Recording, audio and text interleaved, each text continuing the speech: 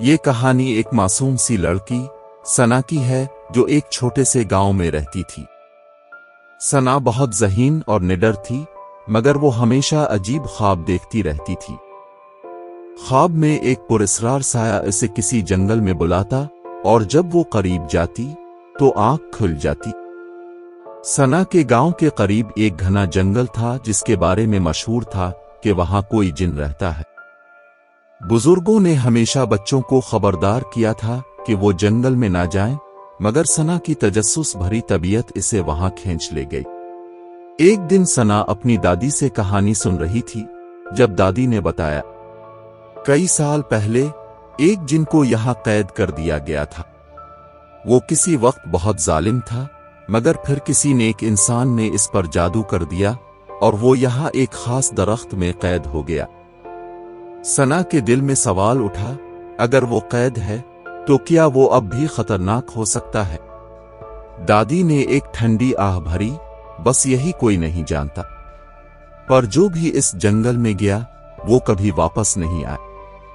یہ سن کر سنا کے اندر مزید تجسس جاگ اٹھا اور اس نے فیصلہ کیا کہ وہ جنگل جا کر خود دیکھے گی۔ اگلی رات سنا چپکے سے گھر سے نکلی اور جنگل کی طرف چل پڑی۔ جیسے ہی وہ درختوں کے بیچ پہنچی، اچانک ہوا تیز چلنے لگی۔ روشنی مدھم ہونے لگی اور ہر طرف عجیب سی سرگوشیاں سنائی دینے لگے۔ سنا کے قدم رک گئے، مگر وہ ڈری نہیں۔ وہ آگے بڑھی اور ایک قدیم درخت کے پاس پہنچ گئی جس کے تنے پر کچھ پراسرار نشان بنے ہوئے تھے۔ اچانک ایک گہری آواز گونجی، آخر تم آ ہی گئی۔ سنا چونک گئی۔ سامنے ایک لمبا سایہ نمودار ہوا۔ یہ ایک جن تھا۔ اس کی سرخ آنکھیں چمک رہی تھیں اور اس کی آواز میں ایک پراسرار کشش تھی۔ سنا نے ہمت کر کے پوچھا، تم کون ہو؟ اور کیا تم وہی جن ہو جس کے بارے میں سب بات کرتے ہیں؟ جن مسکرایا، ہاں میں وہی ہوں، مگر تمہیں مجھ سے ڈر نہیں لگ رہا؟ سنا نے سر ہلایا، نہیں، کیونکہ میں جاننا چاہتی ہوں کہ تم یہاں کیوں ہو۔ جن نے ایک لمبی سانس لی اور کہا، صدیوں پہلے میں ایک آزاد جن تھا، مگر میں غرور اور طاقت میں اندھا ہو گیا تھا۔ میں نے بہت سے لوگوں کو تکلیف دی اور آخر کار ایک ولی اللہ نے مجھے اس درخت میں قید کر دیا۔ تب سے میں یہاں قید ہوں اور صرف وہی مجھے آزاد کر سکتا ہے جس کا دل صاف ہو۔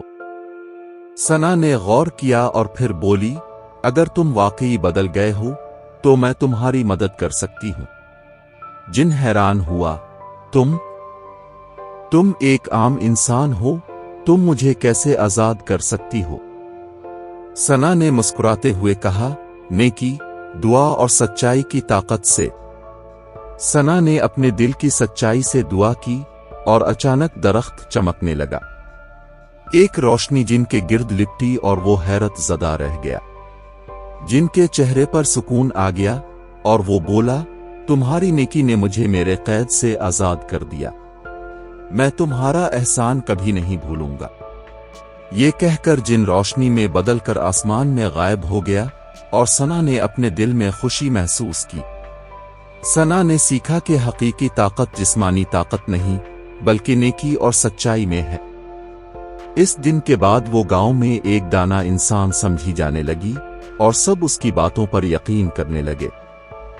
کہانی ہمیں سکھاتی ہے کہ غرور کا انجام ہمیشہ برا ہوتا ہے، مگر نیکی اور سچائی ہمیشہ کامیاب ہوتی ہے۔